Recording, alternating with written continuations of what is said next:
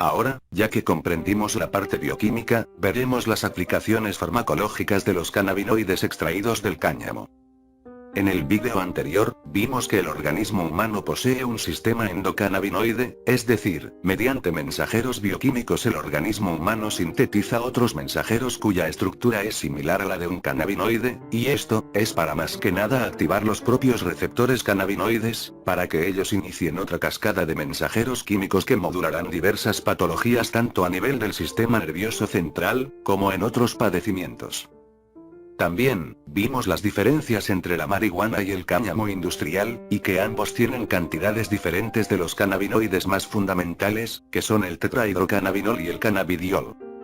Y vimos que el tetrahidrocannabinol es el componente psicoactivo de la planta, y el componente que aparece en el antidoping, en cambio el cannabidiol no es psicoactivo, realiza casi lo contrario que el tetrahidrocannabinol, por ello es el cannabinoide más apreciado en la farmacología. La farmacología de los cannabinoides no es bien conocida, debido a que como sabemos, el cannabis recreativo se considera ilegal en la gran mayoría de países, pero el cannabis medicinal ya está siendo menos restringido en varias zonas. Pero aún a pesar de eso, no hay suficiente evidencia científica para decretar una terapia estructurada, como lo es con los medicamentos que conocemos. Pero, aunque no hay suficientes estudios controlados de los cannabinoides, se sabe que pueden ser útiles en una amplia gama de patologías complejas, que no tienen opciones terapéuticas efectivas. Por lo menos, cuando fui al estado de Texas para comprar un aceite de cannabis con cannabidiol, lo conseguí fácilmente, suerte que no me dijeron nada en la aduana, en cambio en México los productos del cannabis no se consiguen fácilmente, ni aun importándola de otros países, a pesar de que la COFEPRIS ha aprobado la venta de productos cannabinoides que contengan menos de 1% de tetrahidrocannabinol. Pero, al menos, que se haya publicado un documento oficial donde se hablen de estos componentes, es un gran paso para abrir la puerta a mejores terapias que pueden mejorar la calidad de vida de muchos pacientes. Pero, si no saben, hay una amplia variedad de productos derivados del cannabis, eso implica que los derivados canábicos medicinales se pueden administrar por varias vías, y en diferentes formas farmacéuticas, con variable biodisponibilidad por supuesto. Los que se administran por vía oral presentan elevada liposolubilidad y absorción lenta y errática. Las máximas concentraciones en plasma se alcanzan a aproximadamente una hora tras la administración, y aparte, tienen una biodisponibilidad baja, de un 10%, esto es debido a que como sabemos, una administración oral está sujeta a un metabolismo hepático, el efecto del primer paso. Y como sabemos, hay múltiples preparaciones orales, la más conocida es la forma en aceite, aunque también hay cápsulas, o incluso en gomitas, muy atractivas para los niños. La vía sublingual es de iguales características que la oral, por lo que simplemente, no importa si te tomas el producto o lo conservas bajo la lengua, los efectos serán bastante similares, no hay una diferencia notable. Otra vía es la inhalada, la cual es más rápida, pero presenta una biodisponibilidad mejor que la vía oral, con ello efectos más rápidos. Pero, si no lo saben, esto implica que la planta tenga que ser fumada, por ello se generan otros compuestos que van a producir un efecto mediocre, y aparte exponen al paciente a enfermedades como el EPOC, o cáncer pulmonar incluso. Por esto, esta es la vía menos recomendada. Y finalmente, hay preparados tópicos, el cual como sabemos, son simplemente para acción local. Veamos un poco qué métodos se utilizan para obtener los cannabinoides a partir de la planta, o mejor dicho, cómo se obtiene el tan famoso aceite de cáñamo, con gran contenido en cannabidiol. El método tradicional para extraerlos, es utilizando alcoholes, de diferente peso molecular, esto, es para básicamente disolver la mayor cantidad de cannabinoides en los solventes, y luego evaporar el solvente para quedarnos con los extractos, pero este método, como implica calentar productos inflamables, implica mucho peligro.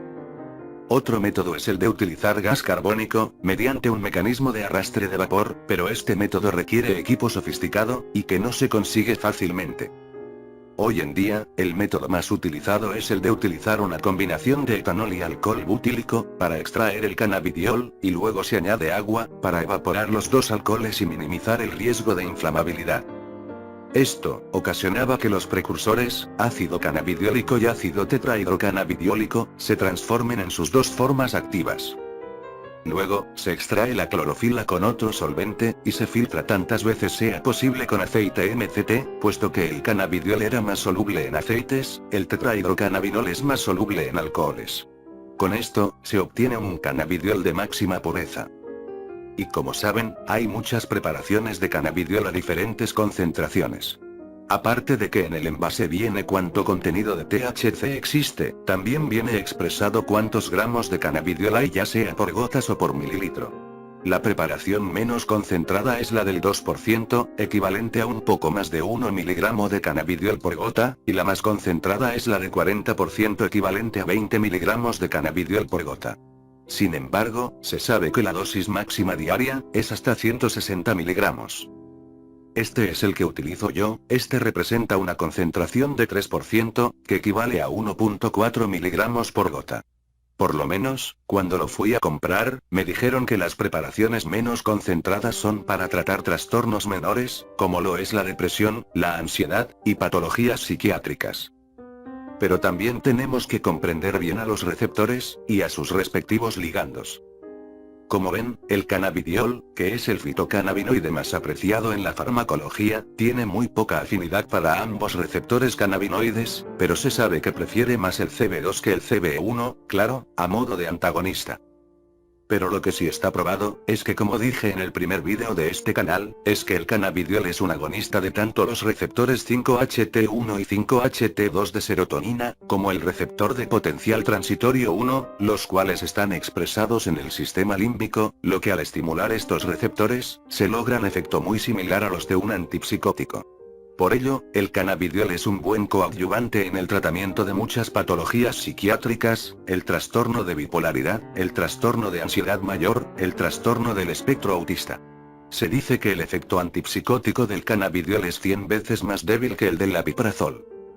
También, se comporta como un antagonista de los receptores opioides muy expresados en el sistema nervioso central, los cuales deprimen a las neuronas por dos mecanismos, el primero es cierra los canales de calcio, y el otro es abrir los canales de potasio para hiperpolarizar la neurona posináptica. El resultado de estos mecanismos, es la inhibición de la sinapsis, con ello la cantidad de neurotransmisores como serotonina, noradrenalina y dopamina aumenta en las hendiduras sinápticas, con ello logrando efectos parecidos a los de un antidepresivo, pero el efecto es 600 veces más débil que el de los inhibidores de la recaptación de serotonina, y 5000 veces más débil que el de los inhibidores de la MAO.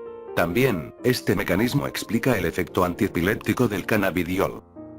Asimismo, es un antagonista de los receptores 5-HT3, los cuales dije en aquel vídeo, que están expresados en el centro emético a modo de moduladores del vómito, y en el sistema nervioso central a modo de moduladores de la ansiedad. Con ello se logran efectos antieméticos parecidos al ondansetrón, y efectos ansiolíticos parecidos al de la olanzapina, pero claro, mucho más débiles.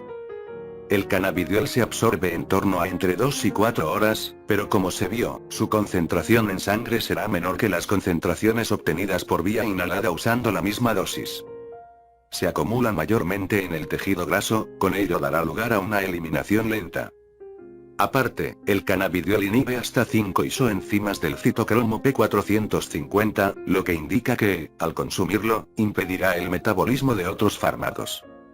Las únicas interacciones medicamentosas que se tiene son con los antiinflamatorios no esteroideos, en especial en aquellos basados en acetato, como el acetaminofén, la acemetacina, el aceclofenaco.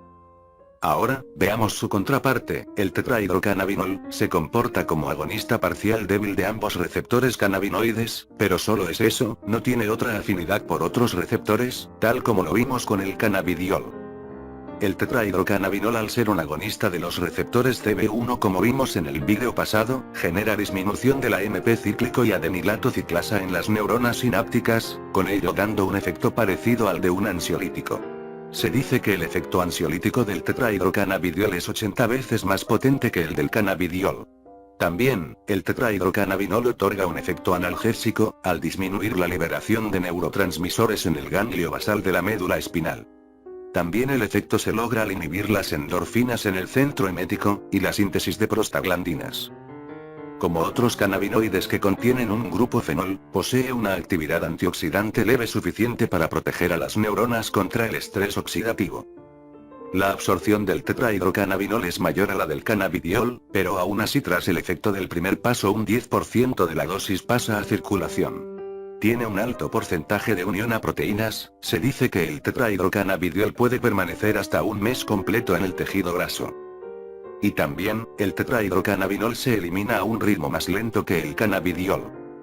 Por cierto, se dice que dosis mayores a 2 miligramos de tetrahidrocannabinol son suficientes para generar alteraciones en la concentración, memoria, o incluso episodios de psicosis. Por ello, asegúrense que el producto de cannabidiol que vayan a comprar, esté libre de tetrahidrocannabinol, como lo es en el caso de mi aceite. La absorción de alimentos no afecta la absorción de tanto el cannabidiol como el tetrahidrocannabinol, y aparte, se tiene que evitar consumir otros depresores del sistema nervioso central, como el alcohol. Sé que hay otros cannabinoides, y que hay más efectos terapéuticos de los que les mencioné, pero lo que dije es lo que nos interesa conocer generalmente. Ahora, ya que conocemos bien toda la parte farmacológica de los cannabinoides, sobre todo del cannabidiol que es el que principalmente nos interesa hablar, he aquí la pregunta del millón de los millones. ¿Se recomienda tomar el cannabidiol? ¿Tomar cannabidiol es bueno? ¿O es malo? Bueno, ya dijimos que el cannabidiol es una opción aceptable para tratar diversos padecimientos del sistema nervioso, pero por otra parte, te das cuenta que existen opciones mejores. En lo personal, como saben muchos, tengo múltiples padecimientos neurológicos, la mayoría de ellos están asociados a ansiedad, depresión e incluso a epilepsias y ataques de psicosis, por ello, los cannabinoides son algo que tenía que probar para ver si eran una opción para mí. Mis padres por un tiempo estuvieron en contra de que yo tomara el cannabidiol, pero por otra me apoyaron al darse cuenta que era una opción viable, puesto que como saben, el instinto paternal a veces puede frustrar muchas cosas, pero cuando se sabe la verdad detrás, eso puede cambiar. Pero como saben, tienen que buscar la opción correcta, es decir, dije que el tetrahidrocannabinol realiza todo lo contrario que el cannabidiol, por lo que buscar el aceite de cannabis libre de lo que no necesitamos, es sumamente indispensable si queremos lograr el efecto correcto, pero, también como dije, los productos del cannabis siempre tienen cosas de que preocuparse, aunque parezca que no, o que son confiables.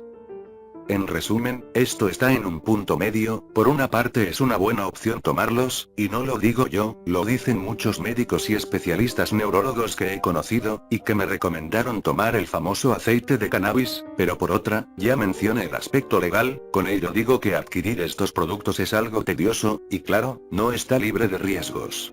Y aparte, hay otros productos medicinales que pueden funcionar mejor. Pero como dicen, es mejor optar por lo más natural, y los cannabinoides son ejemplo de ello.